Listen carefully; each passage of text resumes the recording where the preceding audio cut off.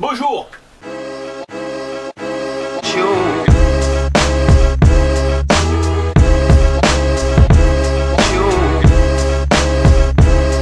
Bonjour et bienvenue. Voilà, aujourd'hui une petite vidéo sur, une grosse vidéo même, sur ma nouvelle bibliothèque fer et bois.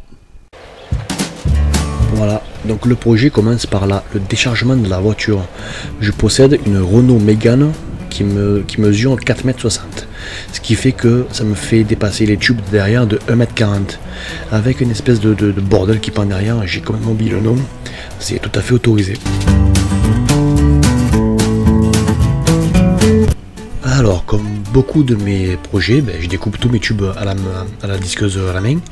Ce sont des tubes de 50-50 par 3 mm. Vous m'excuserez pour ma voix cassée, je suis malade comme un chien. Alors, bienvenue sur ma terrasse.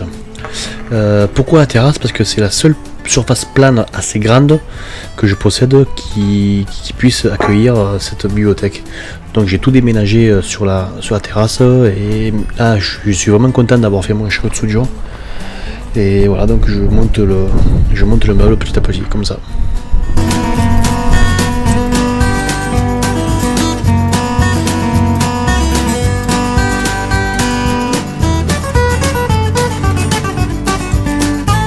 Alors là vous me voyez utiliser une chute de tube pour tracer 4 carrés sur une tôle de 3 mm.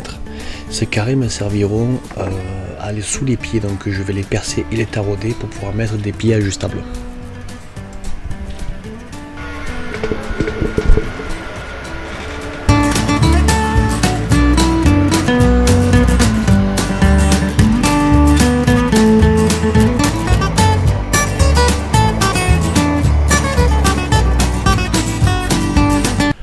Voilà, je huile mon tarot.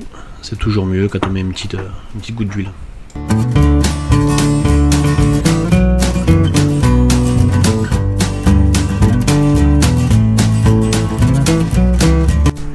Voilà, donc j'ai soudé les tôles, percé, taraudé pour pouvoir recevoir les pieds dessous comme ça. Voilà. Et soudé, j'ai juste pointé, hein, j'ai fait 3 points. De toute façon, regardez. La tôle est dessous, ce qui fait que le poids de la bibliothèque va venir s'appuyer dessus, donc même si j'ai pas soudé, fait les cordons complets, pas bien grave, ça bougera pas. Alors vous savez, pour faire mes croisillons là, comme ça là, eh bien, regardez comment j'ai fait, comment je fais moi, hein. Après vous faites comme vous voulez, mais moi je vous montre comment je fais. J'ai divisé ma section en 4, voilà. 185, ça me donne un résultat de 46. Donc tous les 46 là, j'ai tracé un trait et j'ai tracé en face aussi. Ce qui fait que je pars ici, je vais chercher mes 46 là, ici, là-bas, donc je repars chercher mes 46 ici, je repars chercher mes 46 là et je repars chercher mes 46 ici. Voilà.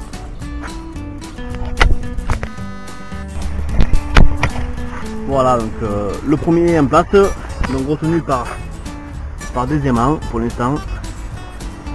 Où est-ce que je vous disais tout à l'heure? Là, je sais pas si ça se voit bien à la caméra, mais là, ouais, là il y a 1 mm de jeu, un petit millimètre. Et ici pareil.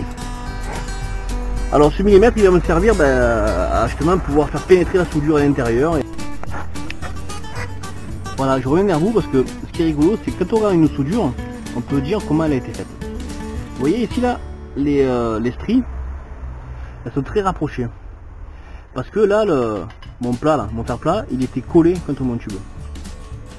Bon après, parce que je travaille à la main et pas avec des machines numériques, là, vers ici, ça a commencé à se décoller et là j'ai fini avec un jour de environ 2-3 mm. Ce qui fait que j'ai dû changer ma méthode de soudure. Donc là, j'ai soudé, on va dire, une soudure rectiligne. Et là, à partir de là, je commençais à faire des points. Parce que si je fais un cordon, ça va réchauffer, mon bain de fusion il allait s'écrouler, donc aucun intérêt. Et là vous voyez, donc on voit bien les points qui se succèdent.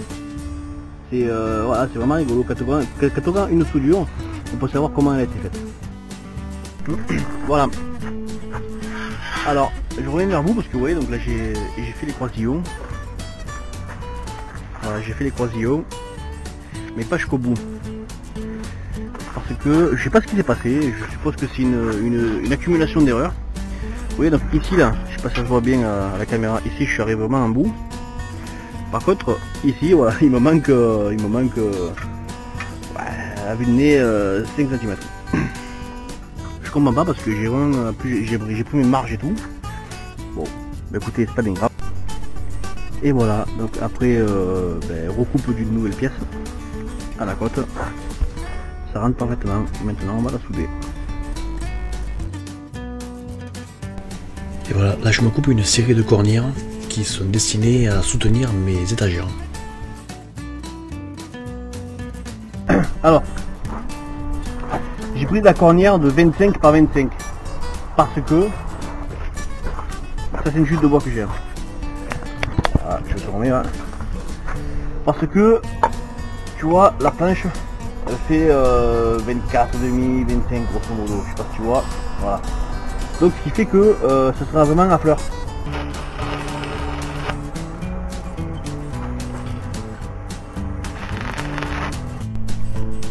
Et voilà, donc là j'ai soudé une cornière avec des pommelles. De ce côté, pareil. Voilà, donc la peinture, voilà, je vais dessiner sur un bout de tôle. Donc c'est une peinture très très simple. Hein. Voilà, ça fait ça, hop, et ça revient là. Je vais la découper avec le plasma. Après ça se fait bien à la meule. À la meule ça se fait très bien. Mais bon, comme je vous expliquais dans ma vidéo de plasma, je trouve que je ne m'en sers pas assez, donc je vais en profiter pour perfectionner ma technique. Voilà.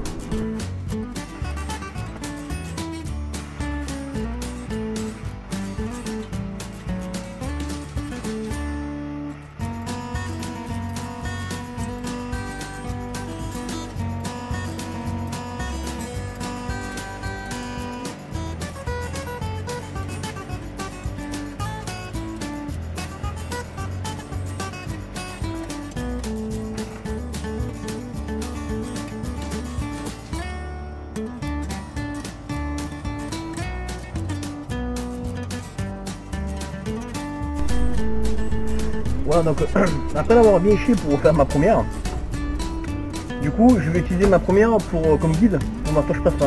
Et après j'aurai plus qu'à répéter l'opération 3 fois.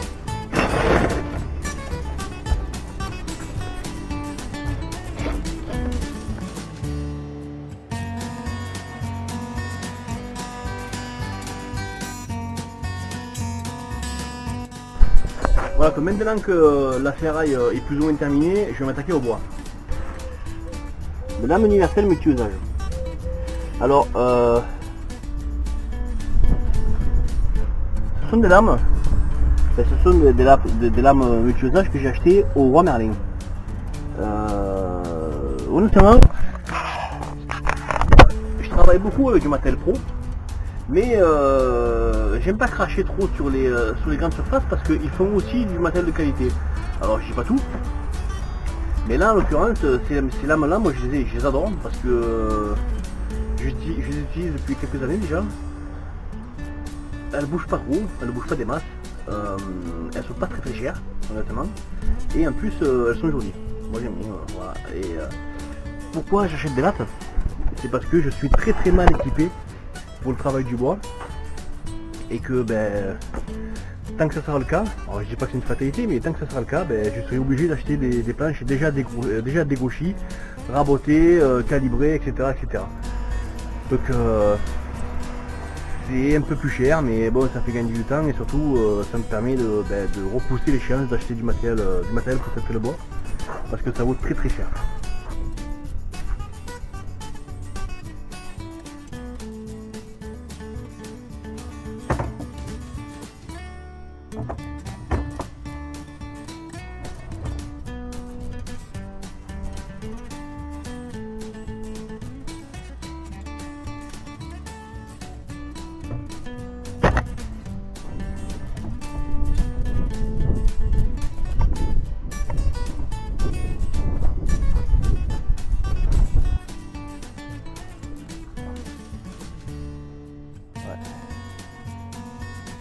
vrai que j'ai fait de la merde en fait.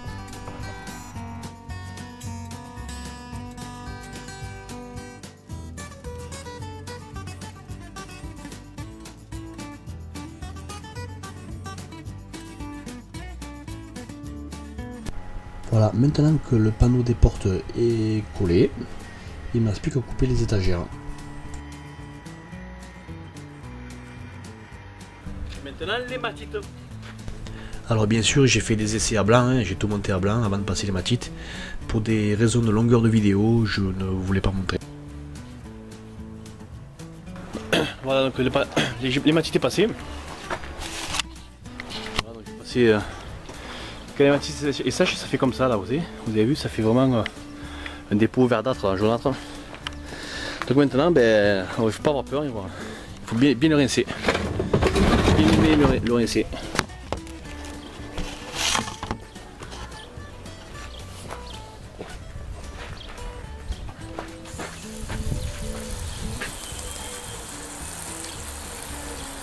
Voilà, après une grosse session de nettoyage du résidu là. Ça c'est vraiment le côté relou avec les matites, c'est que là ça fait une heure que je nettoie, que je brosse machin. Donc Renault Bauer nous avait conseillé d'utiliser une brosse métallique. Alors honnêtement moi j'ai pas osé le faire à la brosse métallique électrique, je l'ai fait à la brosse métallique à la main. Ça donne vraiment de très bons résultats, donc merci Renault pour le conseil. Maintenant que c'est fait, on va passer une petite couche de Rustol.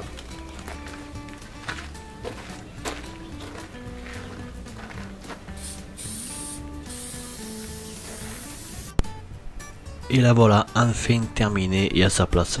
Le projet m'aura pris 10 jours.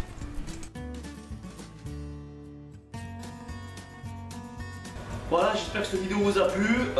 Pensez à vous abonner, à liker et à partager, ça vous coûte toujours rien et moi ça me fait toujours plaisir. À la prochaine.